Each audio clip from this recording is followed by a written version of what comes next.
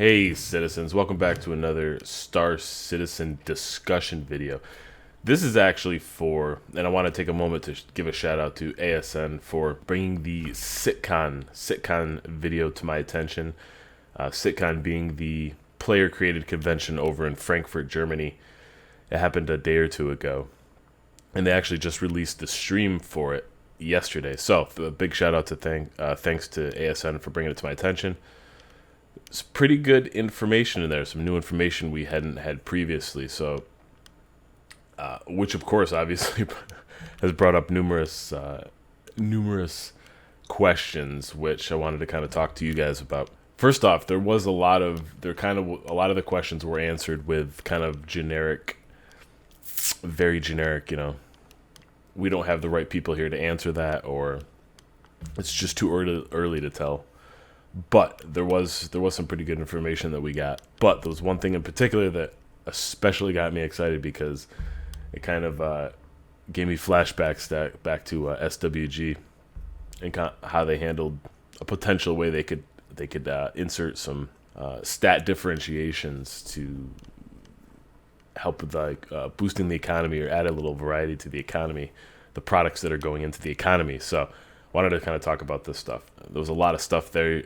I will link it to, or I'll give a link to the video in the description. It's not actually part of the Star Citizen channel. Obviously, CitCon has its own YouTube channel, which I'll give you a link to the channel and a link to the video in the description. It's like a 3-hour presentation, so I kind of cherry-picked, if you will, some of the things that I found interesting. But that doesn't mean we can't talk about the other stuff. So if I don't talk about something, leave a comment and we can discuss it in the comments below. So one of the topics they covered was Autolanding, in potentially how they're going to take control of your ship when you attempt to autoland in a crowded area. So if you're on a remote planet or kind of remote destinations or maybe even low population areas, it sounded like they're going to give you full control over to the player to land how they see fit. But in crowded areas, they really need to regulate that. So there's going to be some auto landing procedures to land on big space stations and so forth. The first thing that came to mind with that is, can that still be abused? Are these automatic lanes? Can these automatic lanes be blocked? Are there any ways to block kind of these automated pathways?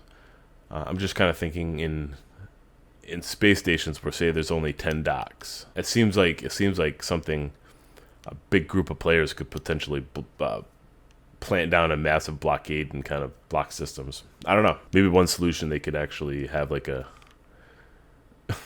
no standing zones, right? So you can they get fined or they get military escorted out or forced out if they're stationary for too long within a certain zone. I'm just trying to think of potential ways that could be abused, this auto landing system. Damage types. Awesome. We've heard about damage types in the past. We've heard that there will be different kinds of damage, but it was kind of interesting to hear the gentleman, I forgot his name, but it was interesting to hear him talk about the different damage types that your ship can take or you can take based on environmental conditions. That was really cool. So if you're in a sandstorm, you could take some slow damage, like it could muck up your engines or your parts or maybe even your air filter on your suit or something. So there could be slowdown effects, or like you land on a corrosive planet, an acid-based planet, and your hull could be taking corrosive damage. So that got me excited because, again, I'm always relating it back to how can you make a name for yourself? There's literally going to be people that pop up, like that kind of specialize, and they make kind of a career out of being the repair guy, hanging out in certain zones, like known for like a sandstorm or like an acid-based planet. Rawcritics, like sand repair and biscuits or something. You know what I mean? Like it's going to be literally like these little small mom and pop shops type stuff that are going to crop up and specialize in certain types of repair, especially if the location, the point of interest of the planet is popular for tourism or for farming or some sort of financial gain. I guess they could make a killing, and maybe even if they're mobile enough, they can rotate between planets, rotate between multiple locations, or they open up in another location, right? So you have your satellite office isn't around other popular sand-based planets. Anyway, it's just real cool stuff like that. Is all the kind of the downstream stuff that pops out of decisions to include stuff like damage types. Devil's advocate, and this is one of the things I actually would really like to talk about in the comments.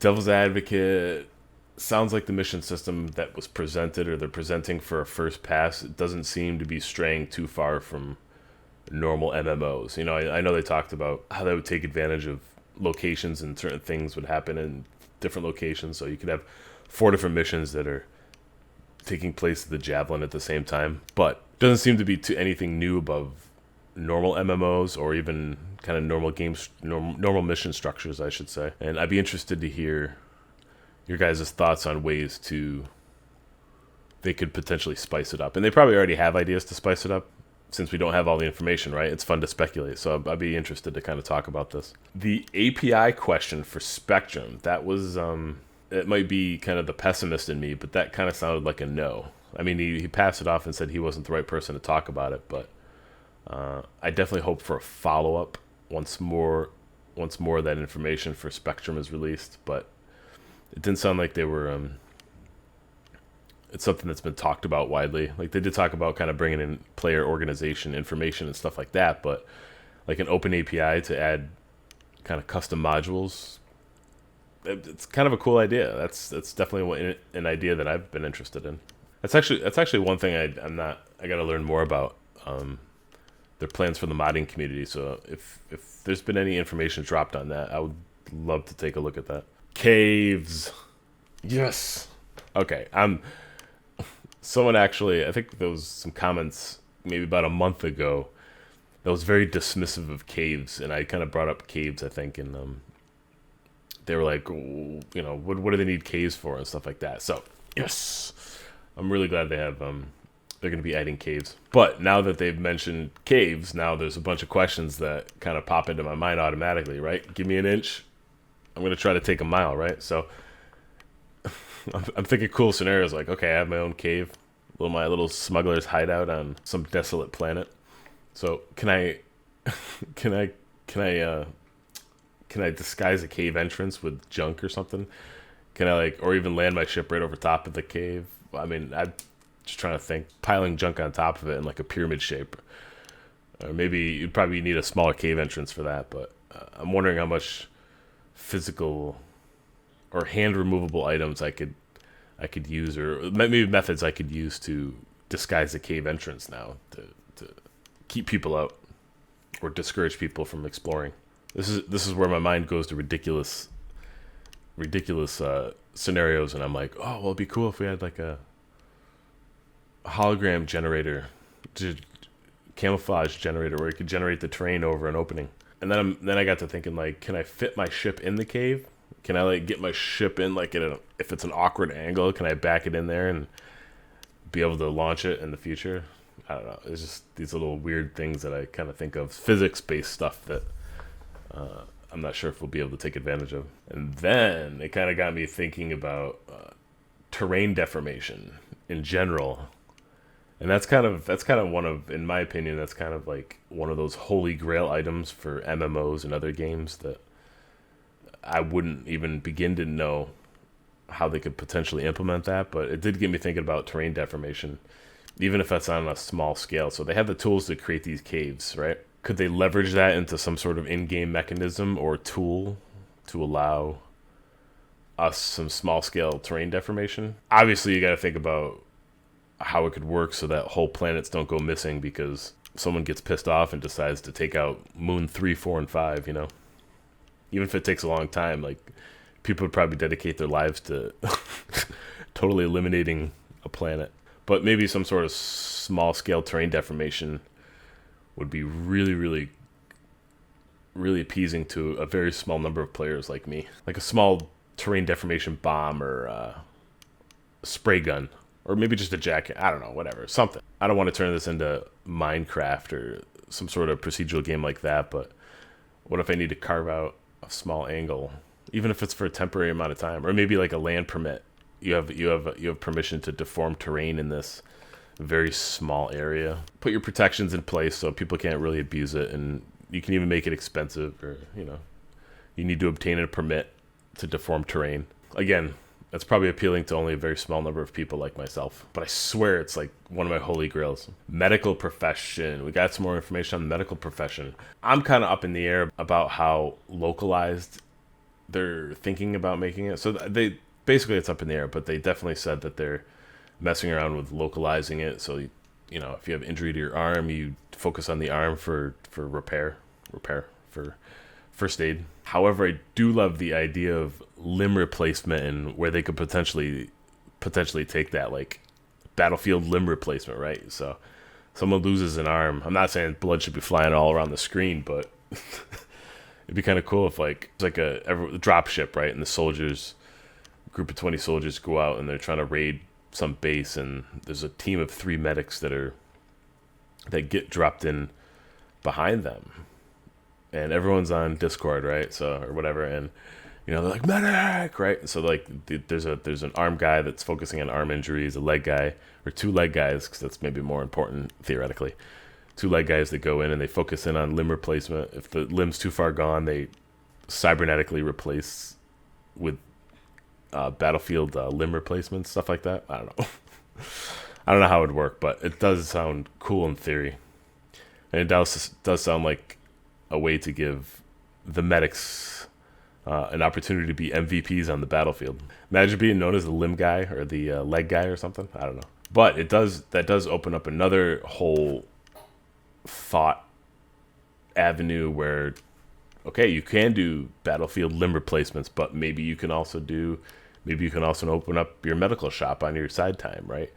And the benefits of having a medical shop somewhere, or a location. Again, this gets into player stores, but you could have like a medical facility that you participate in or rent out space if they don't have the ability to create player stores, but the ability to rent out space in order to kind of have your own medical practice. And the benefit of that is you could do superior limb replacements, right? So if someone needs an arm, they made it out of battle, but they weren't given a new arm, or it wasn't healed right, someone can go to the medical field office and get a limb replacement that maybe has some enhanced stats, right? And that, again, this is a way you can kind of differentiate yourself as a medic, and even make money away from the battlefield. So you don't have to be combat orientated in order to make a living or profit in this world. You could just open up your medical shop and provide medical services to people, and they could fine-tune limb replacements. You can get a little bit higher stats. You can repair people's limbs, even if that metric was there was a decay attached to that metric. So any kind of jack up in stats would eventually decay off into a normal rate. That'd still be cool, but because that would give it them a reason to keep coming back to the medical facility, and they go to their favorite doctor for a boost in their leg speed, or their arm speed, how quick they pull up their gun or something like that.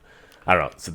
So that's the avenues that I'm literally taking this in my mind. And there's so much there. I really think they should kind of keep in mind. I think they should keep in mind opportunities to create some variable services for people to take advantage of. Really cool stuff, though. Sandworm kills. This is the last thing actually that I'll mention, but it's actually one of the most exciting for me, because as soon as they mentioned, yeah, you can kill sandworms, immediately in my head popped in, oh my god, crate dragons, Star Wars Galaxies, crate tissues. We have an opening here. We have an opportunity. I flipped out. If you guys aren't familiar, crate dragons were dragons you could kill in the Star Wars universe that would drop crate tissues, and you could use crate tissues. It wasn't a key component, but you could add it to a weapon component, which would so the component would be have some sort of superior stat or enhanced stat, like speed or max power or something. You could add that to the weapon component, and that component would obviously increase the speed or the weapon power of the overall weapon. So it was very highly sought after. It was kind of cool. Signs of a good weaponsmith if you could have a constant flow of crate tissues coming in from your guild. So that's where my mind went with that. So I'm really curious to see where they come out of this whole thing with you're able to kill animals and what kind of loot do you get out of these animals. I guess the only thing I want to push, not necessarily push for, but I really want to, I'm really kind of excited to see if they take it, is will something drop from, if you kill a sandworm, will something drop from a sandworm? And if it does drop, can that component be used in something which would make, open up career paths to farming animals and, hunting sandworm hunters, stuff like that. Little side careers like that would sprout out. Or even like organizational Saturday parties to go kill sandworms because they drop something special, right? So all that stuff really should be considered, and kind of, again, the downstream effects that a decision like this makes, right? And on top of that, I would argue that if it is a component to something, let it please, I can't stress enough, please have some sort of variable stat attached to it. Please don't make it a static thing where if you do happen to get a drop from a sandworm and it is a component in something, it's the same for everybody. Or that I would argue that even if you add a little bit of variation in the quality or whatever that drop does, it's just exponentially going to increase. Again, everything downstream is going to become variable. Everything after that point is going to become variable, which is where you get your variations in qualities of different things that are going into the economy, which means there's different prices, which means people can start to differentiate themselves if they're able to get some higher quality, if they get a lucky drop, or if they get a lucky drop, they're able to create a little bit higher quality tune-up, or, I understand there's no such thing as like a weaponsmith and they're creating these weapons and armor, but all the stuff you can do in craft and tune up or repair or whatever you're making, that would give you the ability to kind of add variable stats to those components to make a little bit better, which separates you from the pack a little bit more, which allows you to sell your stuff at a little bit higher of a cost, which then creates a dynamic economy. This is what I'm really excited. This is what I'm really hoping that they kind of explore. Again, this goes back to my Star Wars Galaxies video, and I'm actually thinking about doing an ongoing series where I kind of focus on the different ways you can kind of differentiate yourself in the universe, and this is a big one. I really, really feel like this is a big one. Anyway, that was all good stuff. There was some really good information out of that whole CitCon. Tons of awkward moments, which I loved. I mean, the only other thing, and this is kind of funny, did anyone happen to see the ad for Rocket? They sell like computer peripherals and stuff, but right after the presentation, it was like the hour and 58 mark or something. Anyone see the ad for that? Did anyone else think of the Thundercats logo the second you saw their logo, the Rocket logo? I don't know. It was kind of funny.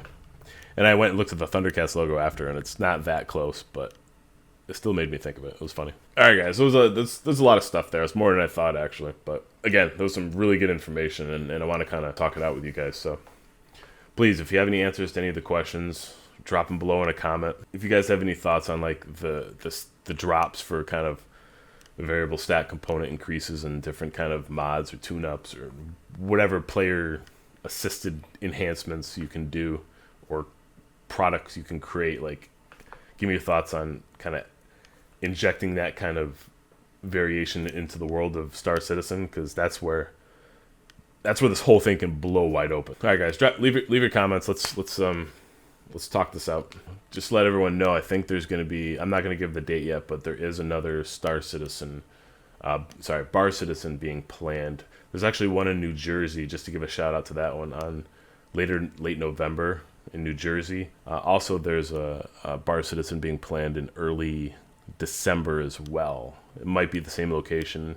I think it might be December 2nd, but I'll give a shout out once things solidify. The organizers are kind of still putting it together. Definitely probably be going to those, or at least one of those. So I look forward to meeting some of you guys once again. As always, I'm in and out of Star Citizen, kind of exploring, seeing what's new, and whenever I get the itch to dogfight or something. So if you want to look me up, my in-game name is Radley.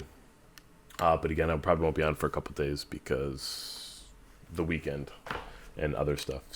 But I will see you guys early next week in the Around the Verse video. And until then, hope to have some good conversations with you, and I will see you around the verse.